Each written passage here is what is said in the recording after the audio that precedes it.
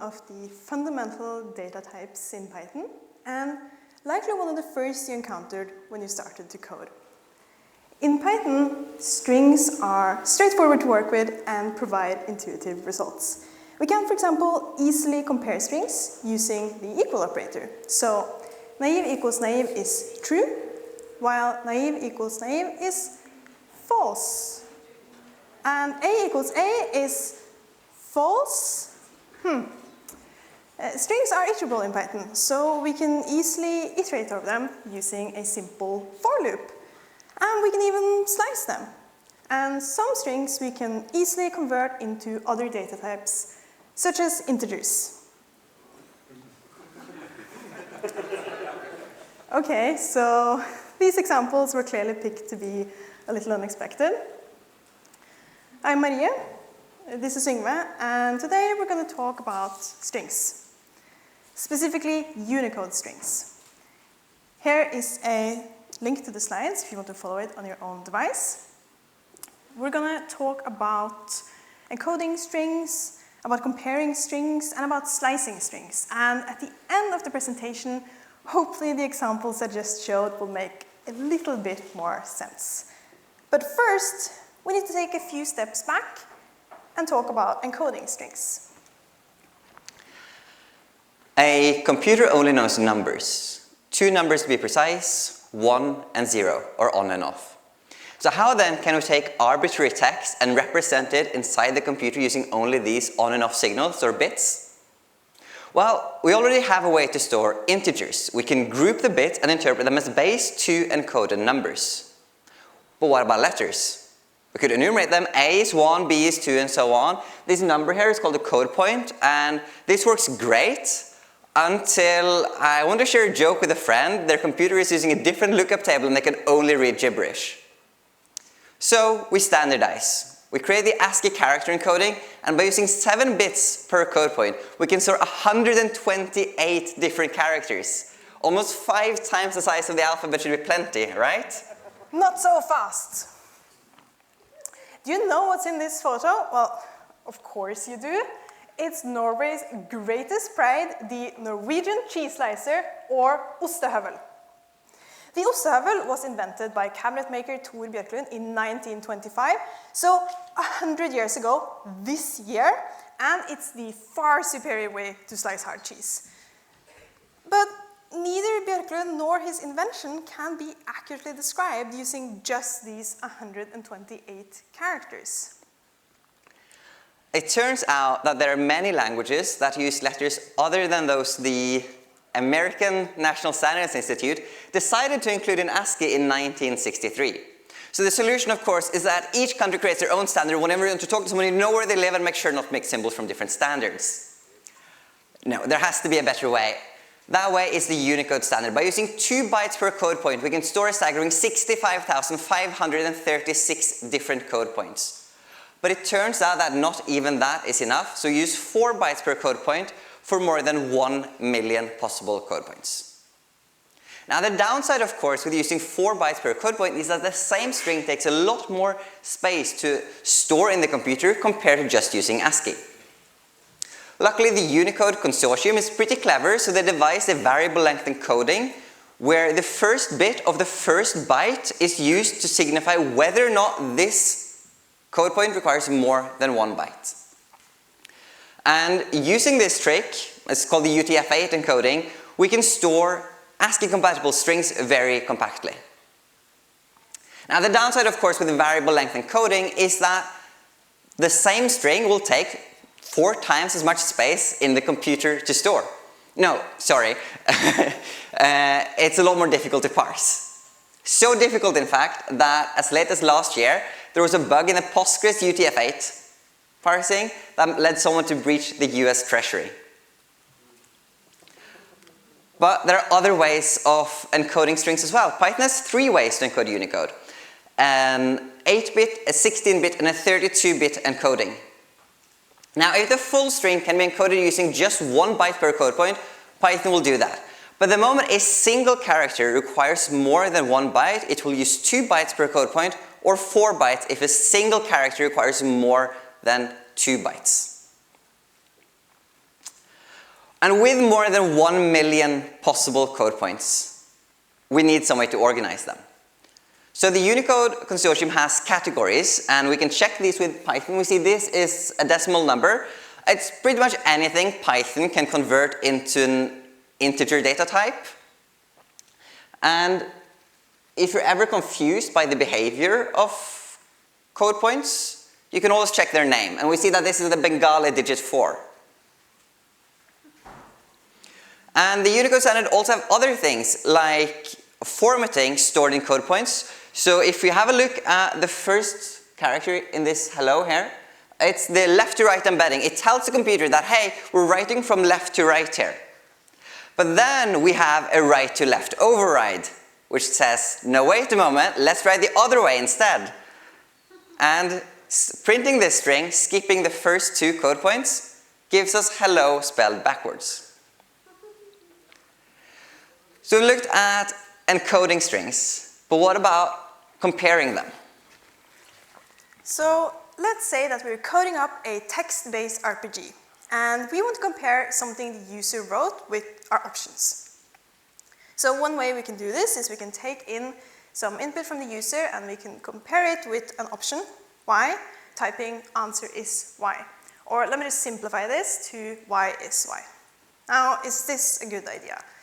Well, no, because the is operator checks if 2 objects are exactly the same. It doesn't really care if the text is the same. It needs to be stored at the exact same place in the computer's memory. So what we want to use is the equal operator. And later versions of Python will helpfully suggest this if we compare using is. But to make this a little extra confusing, typing y is y here will actually work.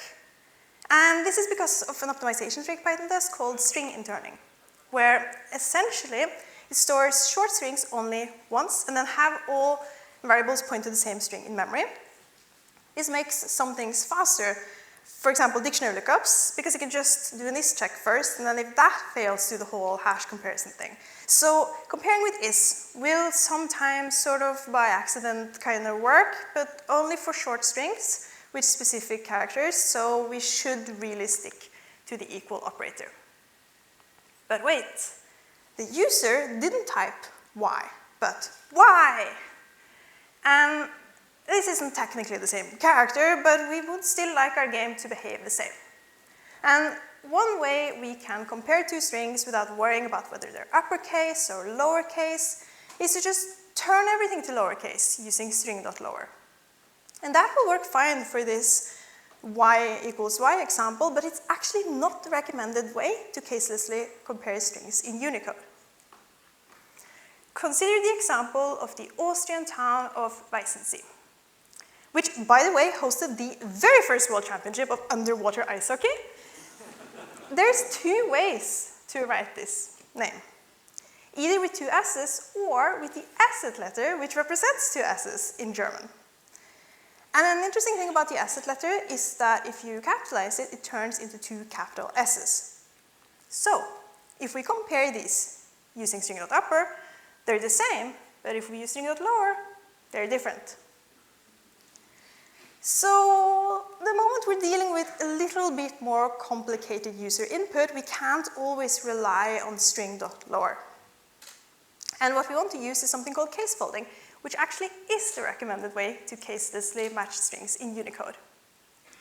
And luckily, this is implemented in Python, so we can just use string.casefold, and it'll work fine for all 297 characters and ligatures that work in maybe a bit unexpected way when you change the case. So, great! Now, we should have a robust way to compare strings, right?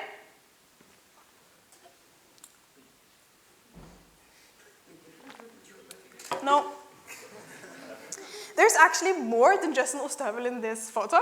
There's also an example of pålegg. Because bread is so important to Norwegian culture that we have a specific word to describe anything we put on top of it. Pålegg. And the letter Å in pålegg can be described in 2 different ways for the computer that look the exact same for a user. Either as the code point E5, which is the letter Å, or as a combination of code point 6.1, which is A, followed by 3.0a, which is please put a circle on top of the previous letter.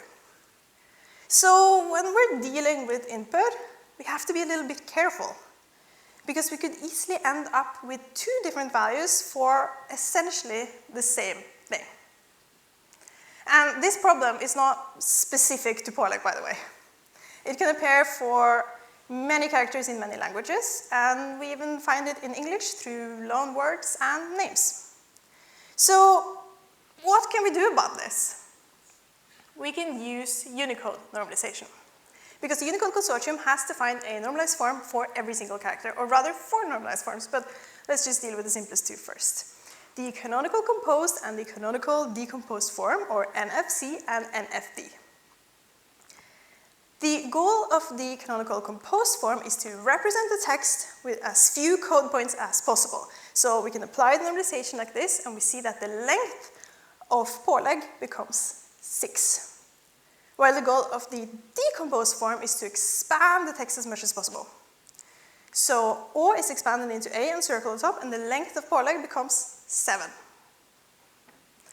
And then there's the compatibility normalizations, which also have a composed and decomposed form, but they work a little bit different from the canonical, and you can lose some information, sort of.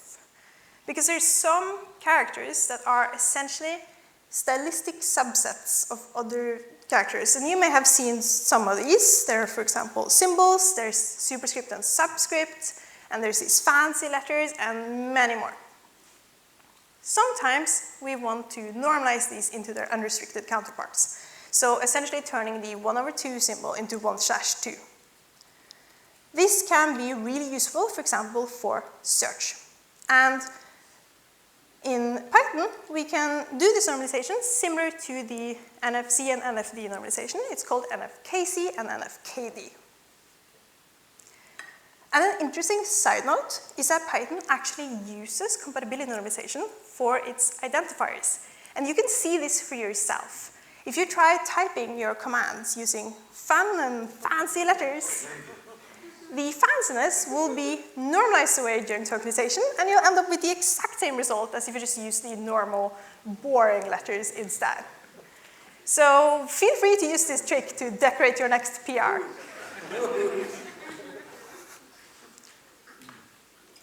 That's obviously a joke, but we did make a Python package for it. Pip install fancy modifier. Use it for good. So now we've covered the main points of comparing strings in Python, but there's a few more things that it's nice to at least be aware of. And the first is the existence of homoglyphs, also known as homographs or confusables. And these are characters that look the same, or really, really similar, but are actually different characters, and they can't be normalized to the same code point. So here we see the Cyrillic A and the Latin A, and they look the same in most fonts, but they're actually different characters. And stuff like this can in some cases be a security concern. So the Unicode consortium has released lists of known confusables that you can reference if necessary. And the existence of confusables like this might indicate that everything in Unicode is solved through code points alone, and that's also not the case. So an example is in Turkish, there are 2 letter I. There's the dotted and dotless I. And if we understand this correctly, the capital I should be lowercase into dotless I. And the way this is handled in Unicode is through locale-dependent casing. So you need to know the locale to lowercase correctly. And this, by the way, is not implemented in Python. And here is the capital letter A. And for Sami languages, it's commonly typed like this. But as far as we understand, for some Native American languages, this glyph is used. So here you see 2 different glyphs that share the same code point. And in practice, the way you specify the glyph is to be really careful when you pick your font. So we see that we can't always get the full story from looking at the code points alone. Comparing strings can be a bit difficult, but even slicing them and measuring them can be difficult too. Let's say I want to find the length of the rainbow flag emoji. Python will helpfully let me know that it's 4. Why? There's clearly just one character there. I can see that, I can count that myself. So why does Python say it's 4? Well, it's iterable, so let's look at what it's made up from. First, Python prints a white waving flag, possibly to surrender the task of helping me wrap my head around Unicode. Then a blank square, nothing, and finally the rainbow emoji. Now the first thing you might notice here is that the white waving flag is a little bit different from the white waving flag emoji you might be familiar with. And that's because there are actually 2 variants of this character. It's a text variant and the emoji variant. So the second code point is the variant selector 16, which just tells the computer, hey, please use the emoji variant of the previous character if it exists. Then we have so if we print this first half, we get the white waving flag. Then we have the nothingness, that's a 0 with joiner, and it functions as a glue. It takes 2 characters on either side, fuses them together to one super character if it exists. So the white waving flag emoji plus the rainbow emoji becomes the rainbow flag emoji. Now this 0 with joiner is a little bit of a tricky, smart trick, because it gives us some sort of backwards compatibility. If you were to look at the conference program using an old device that doesn't yet have support for the face in clouds emoji, you might see a face without mouth followed by the fog emoji, which sort of has a similar visual impression. Now, if you don't care about emojis, you might say, so what? First, how dare you? But also, this is not a phenomenon that's unique to emojis. We already saw it with the O in olleh, and you can't always normalize the diacritics away. What we're looking at here are examples of extended grapheme clusters. That's when multiple code points together form one perceivable character on the screen. And that's really what you should care about whenever you're slicing text for a blog post preview or you're computing some metrics for your latest AI model. And this is not unique to the Latin script either. We have it all over the world, like in Korean. Unfortunately, there is no built-in support for grapheme clusters in Python. But there are a couple of good libraries to look at. You got the regex library, which is a regular expression library with expanded support for Unicode. And there's also PYCON, which wraps the official international components for Unicode C++ library for Python. Keep in mind, though, that if you're accepting user input, you shouldn't just limit the number of grapheme clusters, because as far as we understand, there's no set limit to the number of code points in a grapheme cluster, so you might end up with some weird text. Okay, so now hopefully you have a little bit better understanding of Unicode and strings in Python. Of course, there's plenty of things we didn't have time to cover, but let's summarize what we've learned into a helpful checklist. So first, you should really use Unicode. And if you're sharing content, you should probably use UTF-8. If you want to caselessly compare strings, you should use case folding. It's also probably a good idea to normalize your strings using Unicode normalization and to consider the security implications of Unicode. And if you want to truncate text or iterate over, or you care about the visual length of the characters for some reason, you should probably be working with extended grapheme clusters. And finally, we've seen that not every aspect of every language is supported by Unicode. And it's an evolving standard. And not everything supported by Unicode is implemented in Python. So keep this in mind as well. But to summarize, Unicode is really cool, and the reason it can sometimes feel a little bit complicated is that written language is really complicated and really incredible. We've mainly shown European examples on the slides today, or mostly Norwegian, And that's simply because it's what we have the most experience with personally, but of course it's only a tiny piece of the puzzle. And if you missed yesterday's awesome keynote, where Feline talked about localizing to Arabic, you should really check that out on YouTube.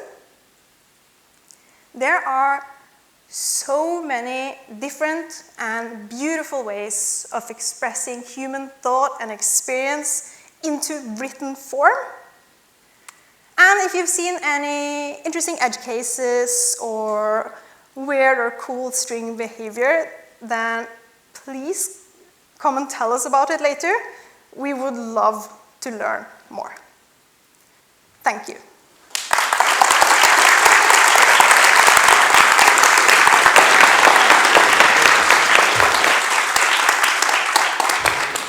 Thank you for that wonderful talk. We have a few minutes for Q&A, so if you stick your hand up so I can see it.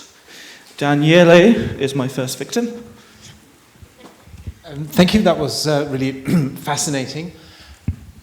You mentioned at least one thing that was supported in Unicode but not in Python. I can't quite remember what it was, but there must be plenty of things that exist out there in the world for different cultures or linguistic or writing systems that are not even in Unicode and not in any system yet. Have you encountered any of those or thought about what needs to be done to incorporate them into the systems that we do have?